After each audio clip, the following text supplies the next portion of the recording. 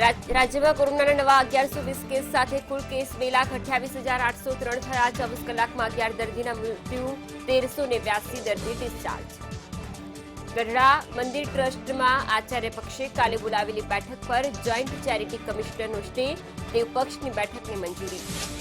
સ્થાનિક સ્વરાજ્યની ચૂંટણીને લઈને કમલમમાં મુખ્યમંત્રીની ઉપસ્થિતિમાં બેઠક, ઉમેદવારોની પસંદગી અંગે અપાશે માર્ગદર્શન. ઇન્ટર્ન ડોક્ટરોની વહારે આઈએમએ હડતાળના સમર્થનમાં મુખ્યમંત્રીને લખ્યો પત્ર, તો ઇન્ટર્ન અને સરકાર સામસામે. મોરબીમાં 100 સીટ સાથેની મેડિકલ કોલેજની કેન્દ્રની મંજૂરી, તો ટૂંક સમયમાં રાજકોટ એઇમ્સનું ખાતમુહૂર્ત કરશે વડાપ્રધાન.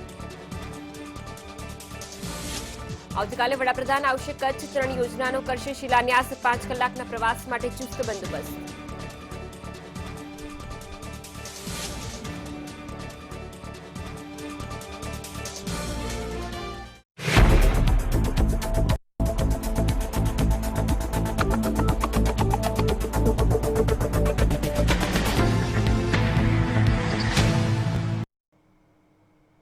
નમસ્કાર, સ્વાગત છે આપનું મંતવ્ય ન્યૂઝમાં. હું છું આપની સાથે ફાલ્ગુની. કર્ણાટકના કોલારમાં આઈફોન બનાવતી તાઇવાની કંપની વિસ્ટ્રોનના કારખાનામાં શનિવારે ભારે હોબાળો થયો હતો. પગાર ન મળવાને કારણે મજૂરોએ ફેક્ટરીમાં ભારે તોડફોડ કરી. પોલીસ અને કર્ણાટક શ્રમ વિભાગને આપવામાં આવેલી ફરિયાદમાં કંપની તરફથી દાવો કરવામાં આવ્યો છે કે ઉપદ્રવીઓએ હજારો આઈફોન પણ લૂંટી લીધા છે, જેને કારણે વિસ્ટ્રોનને 437 કરોડનું નુકસાન થયું છે.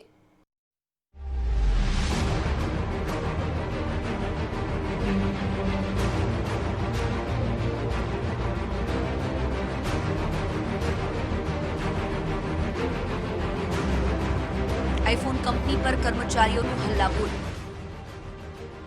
આઈફોન બનાવતી તાઇવાનની કંપનીમાં તોડફોડ. કર્ણાટકના કોલારમાં વિસ્ટ્રોનમાં ભારે તોડફોડ. હજારો આઈફોનની લૂંટ, 437 કરોડનું નુકસાન.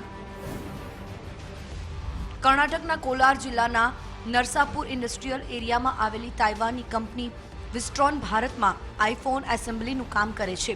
શનિવારે સવારે આ કંપનીમાં કામ કરતા કર્મચારીઓએ કંપની વિરુદ્ધ પ્રદર્શન કર્યું હતું. કર્મચારીઓએ આરોપ લગાવ્યો કે કંપનીએ ઘણા મહિનાઓથી કર્મચારીઓને પગાર નથી આપ્યો. બીજી તરફ હવે કંપનીએ પણ વળતા આરોપમાં પોલીસમાં એફઆઈઆર નોંધાવી છે કે કર્મચારીઓના તોડફોડથી કંપનીને 437 કરોડનું નુકસાન થયું છે, તો મોટા પાયે આઈફોનની ચોરી પણ કરવામાં આવી છે. આગ ચંપી અને વાહનોમાં મોટા પાયે તોડફોડ અને પછી થયો હિંસાત્મક વિરોધ. પોલીસ પર પણ પથ્થરમારો. પોલીસે કર્યો હળવો લાઠીચાર્જ. લેબર ડિપાર્ટમેન્ટ કંપનીને 3 દિવસમાં કર્મીઓને વેતન ચૂકવવા કર્યો આદેશ. થોડીક વારમાં વિરોધ પ્રદર્શન હિંસક થઈ ગયું અને અમુક લોકોએ વિસ્ટ્રોનની ઓફિસમાં તોડફોડ શરૂ કરી દીધી. વાહનોમાં આગ લગાવી દીધી. દેખાવકારોએ ફેક્ટરીમાં પથ્થરમારો કર્યો અને કંપનીના બોર્ડને પણ આગના હવાલે કરી દીધું. સૂચના મળ્યા પછી પોલીસની ટીમ ત્યાં પહોંચી ત્યારે પણ આ લોકોનો ગુસ્સો શાંત થયો ન હતો. ભીડમાં કોઈ એક પોલીસની જીપ પર પથ્થરમારો કર્યો. ત્યાર પછી પોલીસે બળપ્રયોગ કરીને આ તમામને ત્યાંથી ભગાડ્યા. આ પ્લાન્ટમાં 8,900 કર્મચારીઓ કરાર આધારિત હાયર કરાયા હતા, જેમને સબસિડિયરી કંપની તરફથી કામે રાખવામાં આવ્યા હતા. આ કંપનીઓના કોન્ટ્રાક્ટર્સને કંપની તરફથી ચૂકવણી કરી દેવાઈ હતી, પણ માલિકોએ કર્મચારીઓને વેતન આપવામાં મોડું કર્યું. લેબર ડિપાર્ટમેન્ટ તરફથી કંપનીને 3 દિવસની અંદર આ વિવાદનો નિવેડો લાવવાનો આદેશ આપતા નોટિસ આપી છે. કર્ણાટક સરકારે પણ વિવાદમાં ઝંપલાવ્યું. કર્ણાટક સરકારે હવે કર્મચારીઓની વહારે આવતા કંપનીને ઝડપથી પગાર ચૂકવવાનો આદેશ કર્યો છે. એક તરફ જ્યાં કંપનીઓએ કર્મચારીઓના કોન્ટ્રાક્ટને પગાર ચૂકવી દીધો હોવાનો દાવો કર્યો છે, ત્યારે તોડફોડથી કંપનીમાં ભારે નુકસાનને વેઠવાનો વારો આવ્યો છે. બ્યુરો રિપોર્ટ, મંતવ્ય ન્યૂઝ. કોરોનાના વધતા સંક્રમણને લઈને ફરી ગુજરાતના 4 મહાનગરોમાં રાત્રિ કર્ફ્યુ લાદવામાં આવ્યું છે, જેમાં રાત્રિ કર્ફ્યુને લઈને સુરતના ટ્રાન્સપોર્ટ ઉદ્યોગને અંદાજે રોજના 400 કરોડના ડિસ્પેચ પર સીધી અસર થઈ રહી છે. સુરતથી અન્ય રાજ્યોમાં રવાના થતી ટ્રકોમાં માલનો લોડિંગ મોટે ભાગે સાંજે 7 વાગ્યાથી શરૂ થઈને વહેલી સવાર સુધી ચાલતો હોય છે. જોકે રાત્રિ કર્ફ્યુને પગલે આ કામ અટકી પડ્યું છે.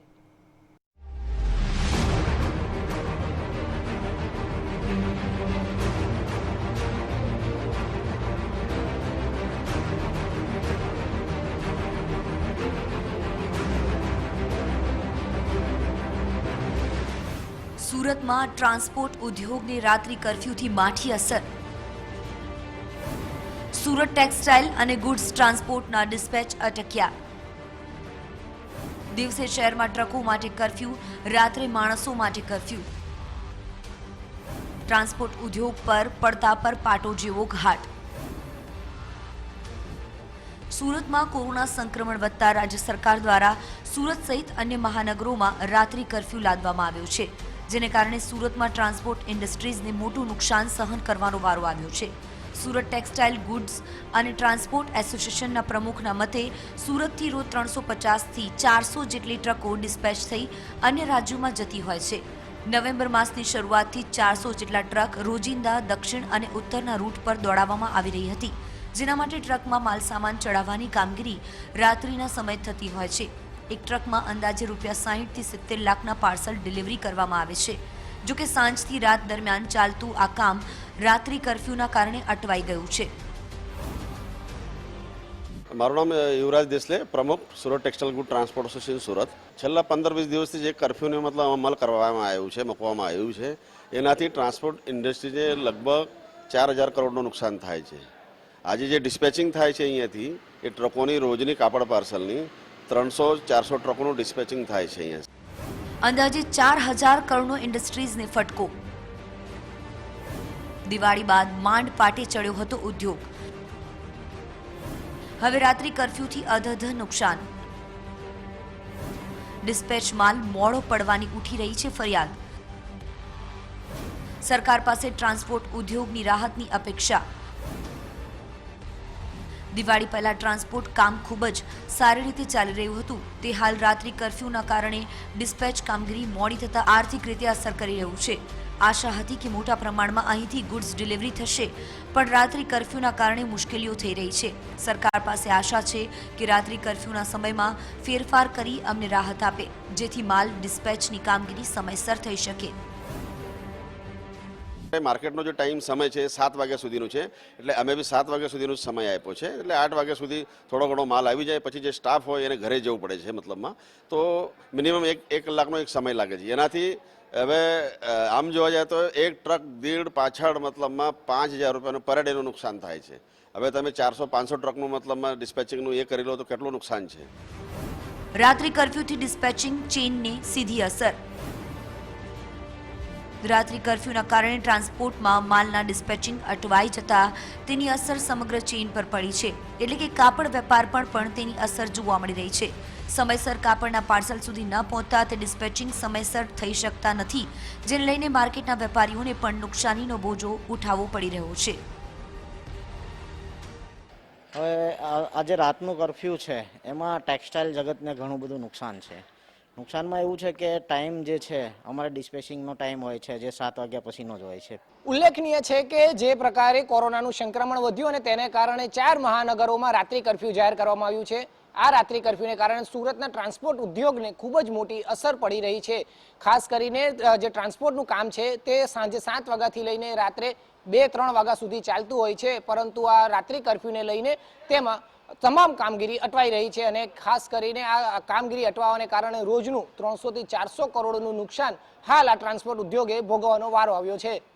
કેમેરામેન રાકેશ રાજપૂત સાથે ધ્રુવ સોમપુરા, મંતવ્ય ન્યૂઝ, સુરત. અમદાવાદમાં એસજી હાઈવે હોય કે આશ્રમ રોડ હોય, કોર્પોરેટ સેક્ટરની મોટી કંપની અહીં પોતાની ઓફિસ ખોલવા આતુર હોય છે. જોકે કોરોના કાળે સ્થિતિ અપ્સ એન્ડ ડાઉન કરી નાખી છે. ન્યૂ નોર્મલમાં વર્ક ફ્રોમ હોમને પ્રાયોરિટી અપાય છે, ત્યારે ઓફિસ સ્પેસના લેવાલ ઘટી રહ્યા છે, ભાડું ઘટ્યું છે. જોકે પ્રોપર્ટી રેન્ટ કરવા માટે આ જ સૌથી યોગ્ય હોવાનું નિષ્ણાંતો માને છે.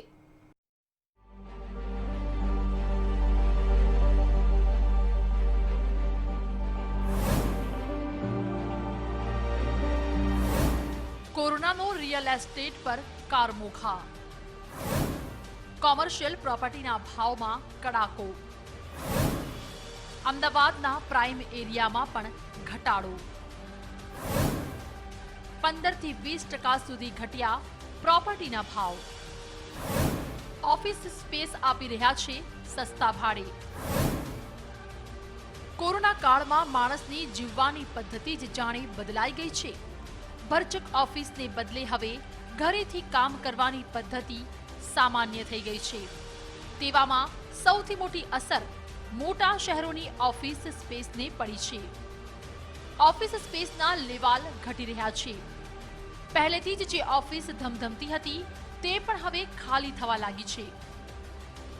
નવી ઓફિસ લેવામાં પણ લોકો નાની જગ્યાને જ પસંદ કરી રહ્યા છે. તો ઓફિસ સ્પેસના ઓનર ઓછા ભાડે પણ ઓફિસ આપવા તૈયાર થઈ રહ્યા છે. અમદાવાદના કોર્પોરેટ એરિયા તરીકે જાણીતા SG highway, Prahladnagar, ISKCON, Bopal, Sindhu Bhavan, Ashram road, CG road જેવા પ્રાઇમ લોકેશનમાં પણ ઓફિસના ભાડામાં 15 થી 20% જેવો ઘટાડો જોવા મળી રહ્યો છે. જો કે હાલમાં ઘટાડા બાદ ભાવ સ્થિર થઈ ચૂક્યા છે. ઓફિસના સ્ટાફમાં ઘટાડાની પણ અસર. કોર્પોરેટ શોધી રહ્યા છે ઓછા સ્પેસની ઓફિસ. 35 થી ઘટીને 27 થી 30 ચોરસ ફૂટનો ભાવ. પ્રોપર્ટી રેન્ટ પર લેવાનો આ યોગ્ય સમય. હવે વધુ ભાવ ઘટવાની સંભાવના ઓછી. જો કે રિયલ એસ્ટેટના નિષ્ણાંતોના મતે ખર્ચમાં ઘટાડો કરવા નાની ઓફિસ લેવાનું વગેરે થોડો સમય જરૂર ચાલશે, પણ હવે ભાવ આનાથી વધુ ઘટવાની સંભાવના નથી. 3 થી 6 મહિનાના ગાળામાં બધું જ સામાન્ય થવાની આશા વચ્ચે ફરીથી ભાવ પણ ધીમે ધીમે વધવા લાગશે. ત્યાં સુધીમાં અત્યારે પ્રોપર્ટી રેન્ટ કરવાનો સૌથી ઉત્તમ સમય છે. હાલમાં અમદાવાદના તમામ પ્રીમિયમ લોકેશનમાં ઓફિસ સ્પેસ 35 રૂપિયા પ્રતિ ચોરસ ફૂટથી ઘટીને 27 થી 30 રૂપિયાની વચ્ચે ભાડે અપાઈ રહી છે. જેમને આગામી સમયમાં જરૂરિયાત પડવાની છે તેમણે અત્યારે જ ઓફિસ ભાડે લઈ લેવી જોઈએ. બ્યુરો રિપોર્ટ, મંતવ્ય ન્યૂઝ. રાજકોટ મહાનગરપાલિકામાં આજથી વહીવટદારના રાજની શરૂઆત થઈ ચૂકી છે. ત્યારે ભાજપ અને કોંગ્રેસ બંને પક્ષો દ્વારા આગામી ચૂંટણી માટેની તૈયારીઓ શરૂ કરી દેવામાં આવી છે. ત્યારે જોઈએ વહીવટદારના રાજ બાદ શું કહેવું છે બંને પક્ષના નેતાઓનું.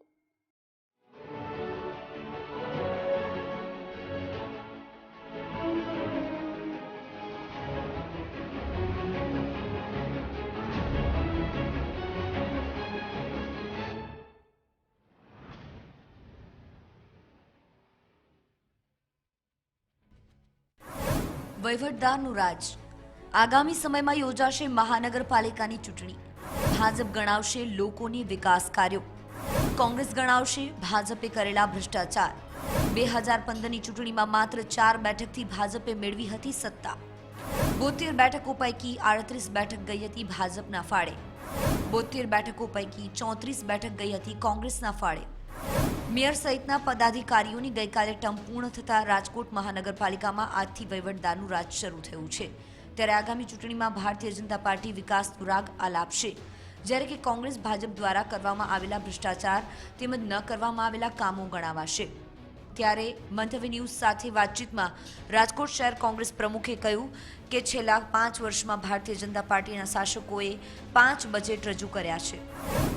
છેલ્લા 5 વર્ષના ભારતીય જનતા પક્ષના શાસનમાં ભારતીય જનતા પક્ષે 5 વર્ષના બજેટોની અંદર જે યોજનાઓ મૂકી એની અને એ યોજનાઓમાંથી 65% યોજનાઓને એ લોકો ઈડા પણ નથી.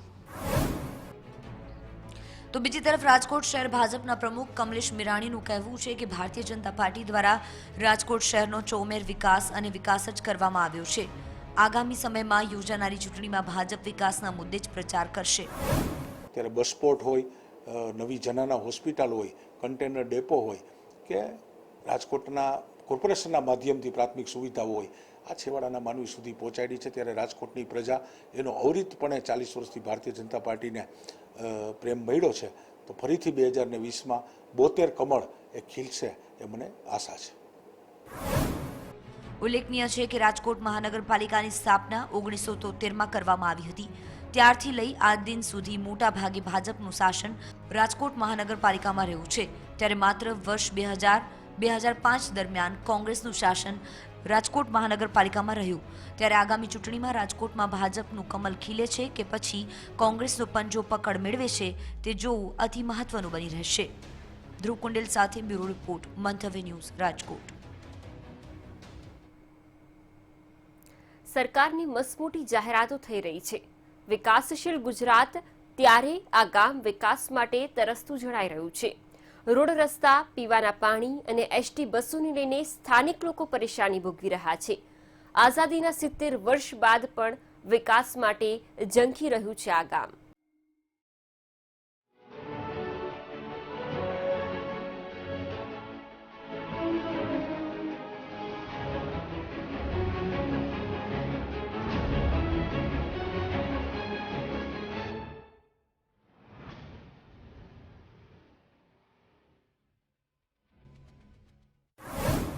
ગામમાં આરોગ્ય કેન્દ્રનો અભાવ, બદતર હાલતમાં રસ્તાઓ, એસટી બસોની નથી વ્યવસ્થા, મોબાઈલ નેટવર્ક કવરેજની તો વાત જ જવા દો. સરકારી ટ્રાન્સપોર્ટેશનના અભાવે વૃદ્ધો અને વિદ્યાર્થીઓને તકલીફ. હાઈવે ટચનું ગામ, છતાં વિકાસને બોલાવતું ગામ. આ છે વડિયા તાલુકાનું અર્જન સુખ ગામ. નામમાં ભલે સુખ આવતું હોય, પરંતુ સરકાર તરફથી હાલ તો જાણે દુઃખ જ મળી રહ્યું છે.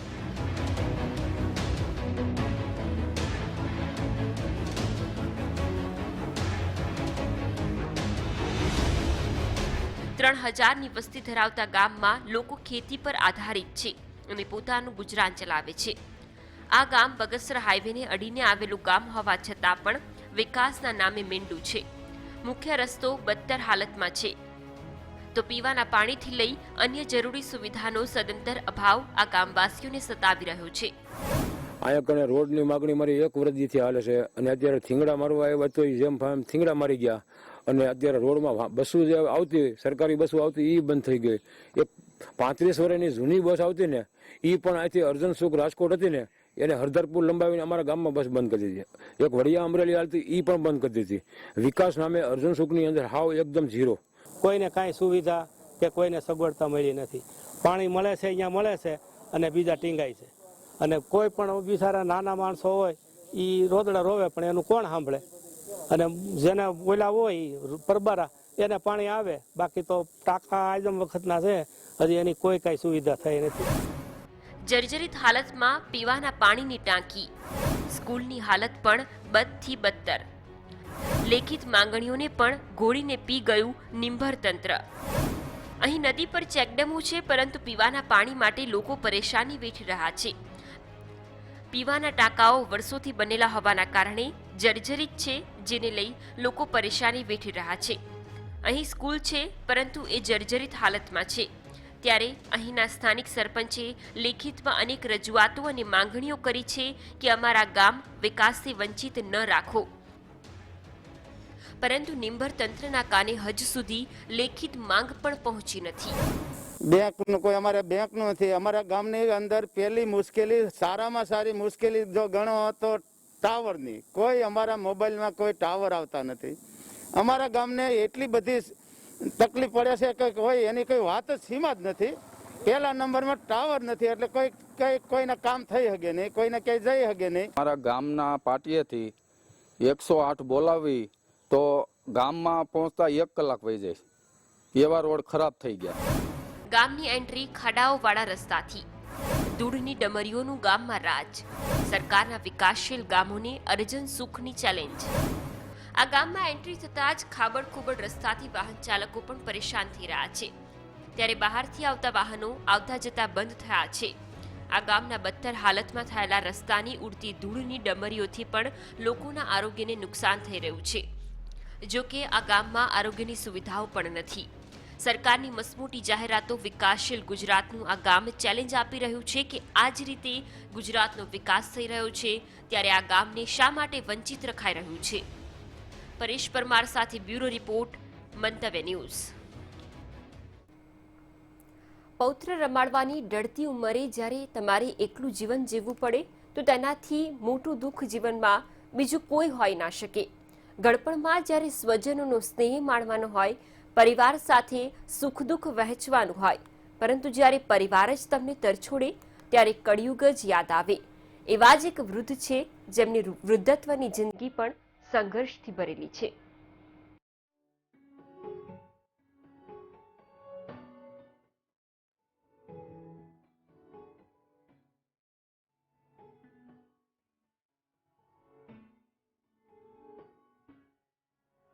અંતિમ જિંદગીમાં જંગ જેવો અહેસાસ.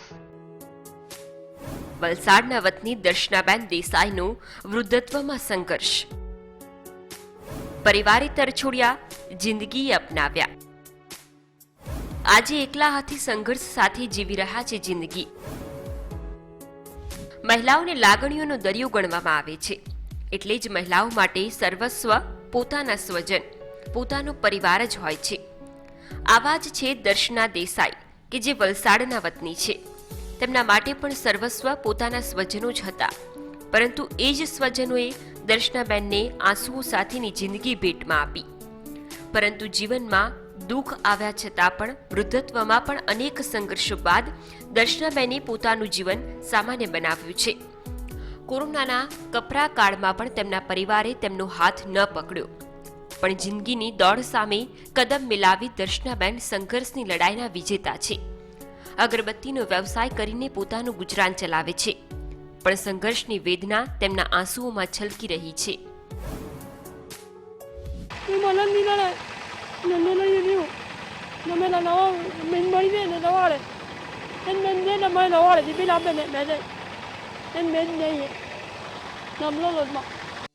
કોરોના કાળમાં પરિવારે તેમને તરછોડ્યા. આજે સિગ્નલ પર અગરબત્તી વેચીને કરે છે વ્યવસાય. દરરોજના ₹500 થી ₹1000ની કરે છે કમાણી. દર્શનાબેનને બોલવામાં જીભ લથડાય છે. તેઓ સ્પષ્ટ બોલી શકતા નથી, પરંતુ એક સંઘર્ષ કરીને યુવાનોને પણ શરમાવે તેવો ભરપૂર આત્મવિશ્વાસ અને સ્વાભિમાની દર્શનાબેન પોતાનું ગુજરાન જાતે ચલાવે છે. ઢળતી ઉંમરમાં પણ પોતે અગરબત્તી વહેંચીને સ્વમાનથી જીવન નિર્વાહ કરે છે. સ્વાભિમાની સ્વભાવે ન લીધી કોઈ મદદ. કાલુપુર રેલવે સ્ટેશન છે હાલનું વર્તમાન સરનામું. પ્લેટફોર્મ પર પસાર કરી રહ્યા છે જિંદગી. સ્વાભિમાનથી કોઈનો પણ સહારો લીધા વગર સંઘર્ષ કરીને જીવન હાલ પસાર કરવું એ જ દર્શનાબેનનું રોજિંદુ જીવન છે. સ્વમાન એ જ છે કે ગરીબીમાં જ્યારે કોરોના સંક્રમિત થયા ત્યારે દર્શનાબેન ₹50,000 લઈને સિવિલ હોસ્પિટલ સારવાર કરાવવા માટે પહોંચ્યા. કહેવાય છે કે વિકટ પરિસ્થિતિ માણસને બધું જ શીખવી દે છે. તો આપણે જોઈ જે દર્શનાબેન હતા તેમની કહાની કે જેમને કોરોના કાળમાં તેમના સ્વજનોએ તેમને તરછોડી દીધા હતા, તેમ છતાં પણ તેમને હાર ન માની અને અગરબત્તી વેચીને પોતાનું ગુજરાન જે છે તે સ્વમાનથી ચલાવી રહ્યા છે, જે સમાજમાં એક અનોખો દાખલો બેસાડે છે, તેમજ નારી શક્તિનું અનોખું ઉદાહરણ બને છે. કેમેરામેન સંદીપ ત્રિવેદી સાથે માનસી પટેલ, મંતવ્ય ન્યૂઝ, અમદાવાદ. એર ઇન્ડિયા ખરીદવા માટે રૂચિપત્ર જમા કરાવવાની છેલ્લી તારીખ 14 ડિસેમ્બર છે. આ દરમિયાન જાણવા મળી રહ્યું છે કે ટાટા સમૂહે આ માટે EOI જમા કરાવ્યું છે. જો ટાટાને સફળતા મળશે તો 69 વર્ષ બાદ ફરી એર ઇન્ડિયા આ ગ્રુપ પાસે આવી શકે છે.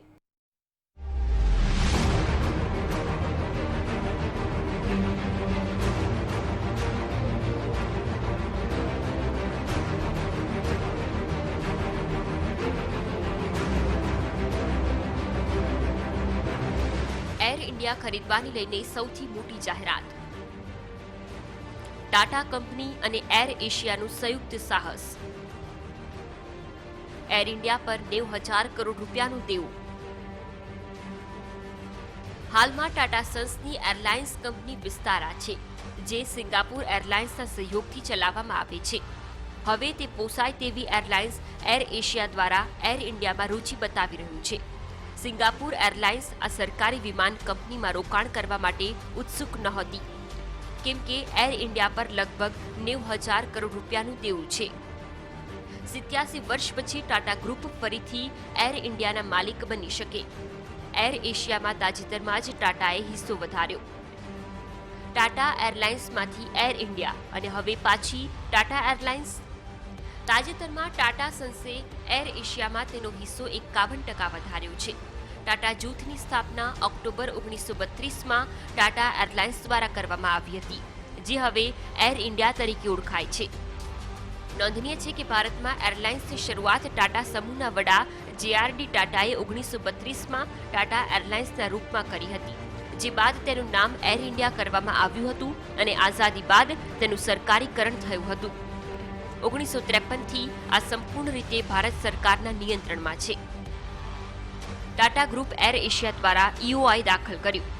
અગાઉ સરકારની મળી હતી નિષ્ફળતા. ટાટા ગ્રુપે એર એશિયા ઇન્ડિયા દ્વારા આ EOI દાખલ કર્યું છે. એર એશિયામાં ટાટા સમૂહની ભાગીદારી છે.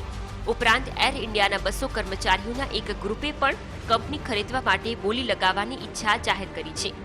આ પહેલા વર્ષ 2018માં સરકાર દ્વારા એર ઇન્ડિયામાં 76% ભાગ વેચવાનો પ્રયાસ નિષ્ફળ રહ્યો હતો, જ્યારે ગયા વર્ષે મંત્રી હરદીપસિંહ પુરીએ કહ્યું હતું કે જો એર ઇન્ડિયાનું ખાનગીકરણ નહીં થઈ શકે તો આને બંધ કરવા સિવાય કોઈ વિકલ્પ નહીં હોય.